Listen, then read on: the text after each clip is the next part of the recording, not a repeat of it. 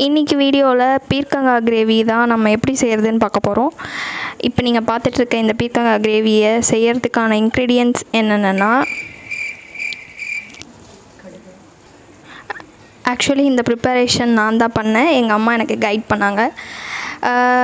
இதுக்கு நாங்கள் என்னென்னலாம் போட்டோம் அப்படின்னா, ஃபஸ்ட்டு எண்ணெய் ஊற்றிட்டு கடுகு, உளுந்து, அதுக்கப்புறமா கொஞ்சோண்டு வெங்காயத்துக்கு அப்புறமா தக்காளிக்கு அப்புறமா இருக்க நம்மளோட ஸ்பைசஸ். என்னென்ன ஸ்பைசஸ் அப்படின்னா, சால்ட்டு, சில்லி பவுடர், மஞ்சள் தூள், தென் பெப்பர் பவுடர், அதுக்கப்புறமா வீட்டில் அரைச்சி வச்ச மிளகாத்தூள். உங்களுக்கு வீட்டில் அரைச்சி வச்ச மிளகாத்தூளோட ரெசிபி வேணும்னா நீங்கள் எனக்கு கமெண்ட் செக்ஷனில் சொல்லுங்கள். அது எப்படி பண்ணுறதுன்னு நான் சொல்கிறேன்.